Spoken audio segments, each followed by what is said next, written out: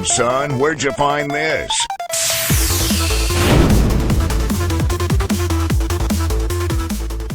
Alright, strap in, lock the doors, hide your kids, hide your fingers. Because today we are diving into the real reason Sukuna Ryaman, the walking IRS audit of the JJK world, keeps winning like he's speedrunning humanity for a world record. This video? We're not talking theories. We're not talking speculation. We are talking the truth behind Sukuna's final plan. The long-term, for chess, galaxy brain master strategy he's been cooking since the Heian era. And trust me, this man has been chefing up evil longer than your grandma has been chefing up biryani. Let's get into it. Why Sukuna always wins, and why we can't do a damn thing about it. You ever notice how Sukuna wins every battle like he ordered the dub on Amazon Prime? Everybody else is out here giving blood, sweat, and traumatic flashbacks. Meanwhile Sukuna strolls and like, who should I embarrass today? Bro is so cracked he treats top-tier sorcerers like NPCs in a mobile game. Even when he's losing, he's winning. Even when he's dead, he's alive. Even when he's stuck inside a 16-year-old boy who eats cursed fingers like they're tacos, he still has full control of the plot. Why? Because Sukuna doesn't think in fights. He thinks in eras. Sukuna is not playing the game. Sukuna built the game, installed the mods, changed the settings, disabled fall damage, and pre-ordered every DLC before anyone else even learned what a curse was. Everyone else is like, okay, if I use domain expansion correctly, I can force a guaranteed hit. Sukuna is like, my brother in Christ, I invented your guaranteed hit. I know how to break it before you even activate it. That's the thing, Sukuna's whole character operates on one principle. Winning equals preparation plus patience plus petty god level evil. Sukuna doesn't mind waiting. He will wait decades. Centuries. He will wait inside Yuji's body for months, pretending he's on silent mode, then pop out like, boo, surprise, I win again. And that's the problem. Everyone else wants to win fights. Sukuna wants to win life. Let's talk about the hardest pill to swallow. The real, actual, painfully horrible reason Gojo died. Yeah, we're going there. Grab tissues. Grab holy water. Grab a therapist. Because Gojo didn't die because Sukuna was stronger. He didn't die because the fandom needed to be humbled. He didn't die because plot. Nah. Gojo died because Sukuna manipulated the entire battlefield months before the fight even happened. Let me break it down in the most disrespectful way possible. Sukuna knew Gojo would fight him alone. Sukuna knows Gojo's ego is built like a Tesla. Quiet, sleek, and powered by 10,000 volts of I am him. He knew Gojo wouldn't pull a Naruto and squad up with backup. He knew Gojo would be like, nah, I got this. I am the strongest. Sukuna counted on that. Sukuna PRE researched Gojo's entire kit. People forget Sukuna wasn't blind during the whole Shibuya mess. He watched Gojo fight like a coach scouting NBA rookies. He memorized Limitless. He memorized Infinity. He studied Hollow Purple like it was the SAT. Meanwhile Gojo was like, heh, he won't pull out anything tricky. Brother, you're fighting the king of malicious science. Everything is tricky. Sukuna used 10 shadows to counter Limitless. He didn't even need 10 shadows to win. He only needed it to break Gojo's rhythm. Sukuna basically said, I don't need to beat your technique. I just need to force you off script. 10 shadows was a destabilizer. Gojo finally meets someone who doesn't play by his rules and boom. He's mentally shaken. It wasn't raw power. It was strategy. Sukuna saved his real win condition until the very end. This is the nastiest, most disrespectful part. Sukuna kept Maharaga evolving OFF screen. Maharaga wasn't adapting to Gojo. Maharaga was adapting to Sukuna adapting to Gojo. It's adaptation inception. And once Maharaga learned how to bypass infinity, GG. Lights out. Deleted. Gojo packed up like leftovers. Gojo died because Sukuna wasn't fighting a person, he was fighting a system. Gojo fought a monster. Sukuna fought a concept. Sukuna didn't fight Limitless head-on. He broke the structure of Limitless itself. He dismantled the very mechanic that makes Gojo the strongest. And Gojo didn't realize this until it was literally too late. A quick, chaotic timeline of JJK's Curse History Speedrun Edition. Let's go through a lightning-fast history lesson that your teachers could never teach because they don't have the cardio for this. Long ago, before sorcerers were cool. Humans. We have emotions. Emotions. We bawl. Curses. Bet. Curses started forming from negative emotions like they were Spotify playlists. Just vibes, trauma, and depression remixes. Then the Heian era happened, aka the golden age of everybody is insane and power scaling makes no sense. This era gave us Kinjaka being a walking iCloud backup, Heian sorcerers who woke up and chose violence daily, Sukuna being born like, what if I was both the problem and the solution? Humans didn't understand curses. Sorcerers didn't understand curses. Even curses didn't understand curses. But Sukuna? Sukuna looked at the mess and said, "Bro, this is easy. Yuji's mysterious origins, why Sukuna chose him. Let's get this straight. Yuji is not just some lucky boy who ate a finger like a spicy chicken nugget. Yuji was engineered, crafted like a Build-A-Bear of suffering. Yuji was made for one purpose. To be the perfect cage for Sukuna. But here's the crazy part. Yuji was also created to be Sukuna's final threat. That's the twist. That's the trap. Sukuna rides in Yuji's body like it's Uber XL. But deep down he knows. This child is the one thing on earth that can kill me. That's why Sukuna never kills Yuji, never lets Yuji fully awaken, never destroys Yuji's soul completely. Yuji is both the key and the lock. Both the weapon and the weakness. And Sukuna? He's playing both sides. A cursed history speedrun, because JJK lore is basically tax fraud with monsters. Alright, buckle up, because now we're diving into the part of Jujutsu Kaisen lore that nobody asked for but everyone needs if they want to understand Sukuna's final plan. This is the history timeline, but we're doing it fast, like Shonen Jump editors are chasing us with deadlines. 2,000 plus years ago. Peak Cursed Energy Era. aka when everybody had anger issues. Before Sukuna was the poster boy of chaos, Japan was basically a giant pressure cooker of negative emotions. Everyone was mad, scared, hungry, traumatized, pick an issue, someone had it. And guess what that means? Cursed energy everywhere. Like if you tripped and stubbed your toe, a grade 2 curse appeared to mock you. Now in this beautiful era of depression and resentment, sorcerers were busy doing sorcery, badly.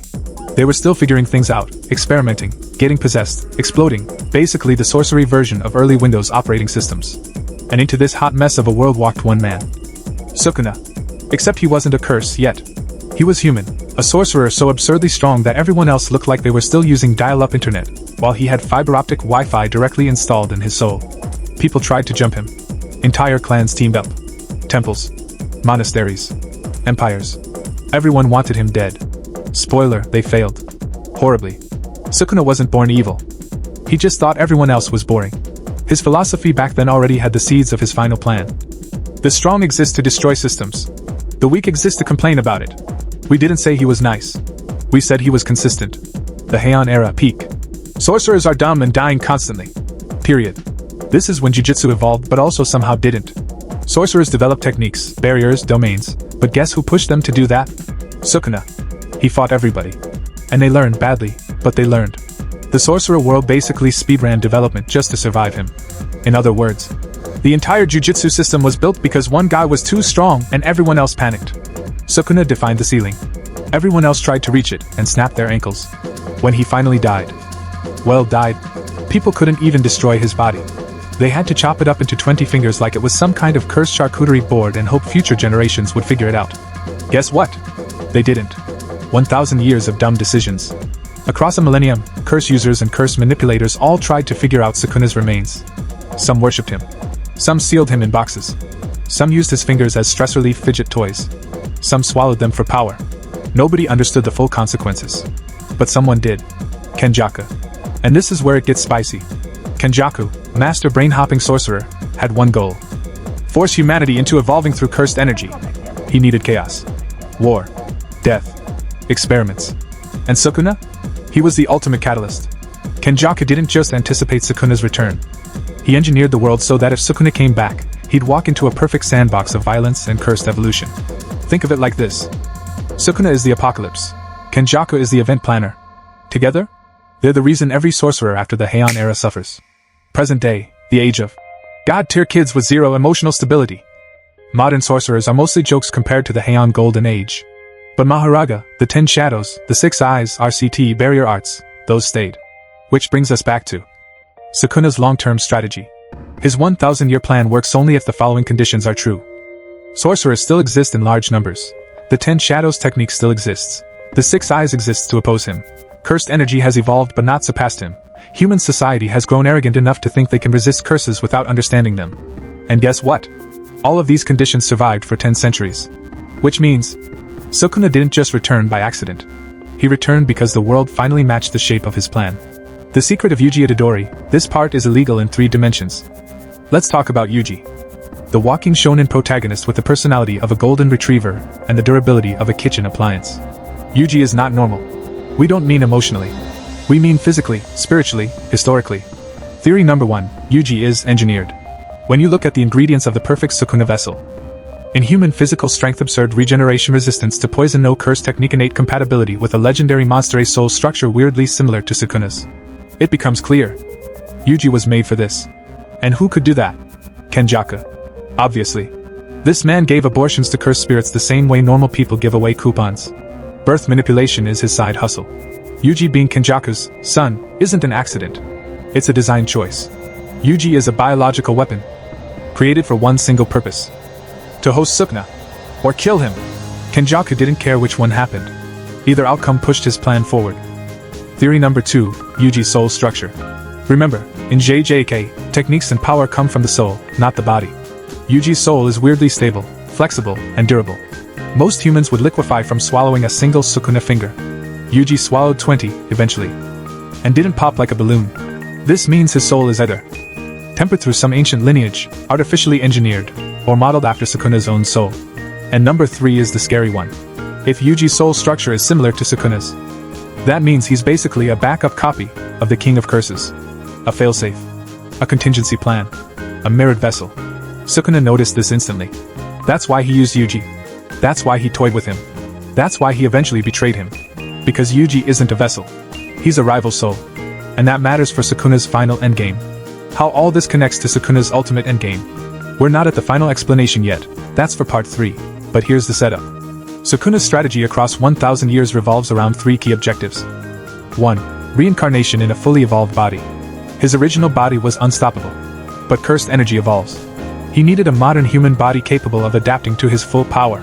Enter Yuji and Megumi. Yuji is the perfect soul vessel. Megumi is the perfect technique vessel.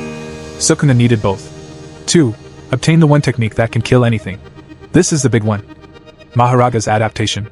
Sukuna's logic. If Maharaga can adapt to Gojo's infinity, then Sukuna, who can copy and surpass Maharaga, becomes beyond concepts. Sukuna didn't beat Gojo because he was stronger. He beat Gojo because he absorbed the ability to adapt to anything. This adaptation is the core of his final plan. 3. Rewrite the hierarchy of cursed energy. Sukuna doesn't want to rule the world. He doesn't want to destroy it. He wants to replace the foundation of Jujutsu itself. Sukuna believes the strong should shape the world. Not systems, not clans, not fate. His final goal is to break the rules of cursed energy and create a world where only raw strength determines survival. No more clans. No more inherited techniques. No more balanced systems. Pure, unfiltered dominance. And the only thing standing in his way is Yuji Itadori. Because Yuji doesn't follow the logic of the Jujutsu world. He breaks it simply by existing. Sukuna knows this. And that's why Yuji must be in his endgame. How all this connects to Sukuna's ultimate endgame. We're not at the final explanation yet, that's for part 3, but here's the setup.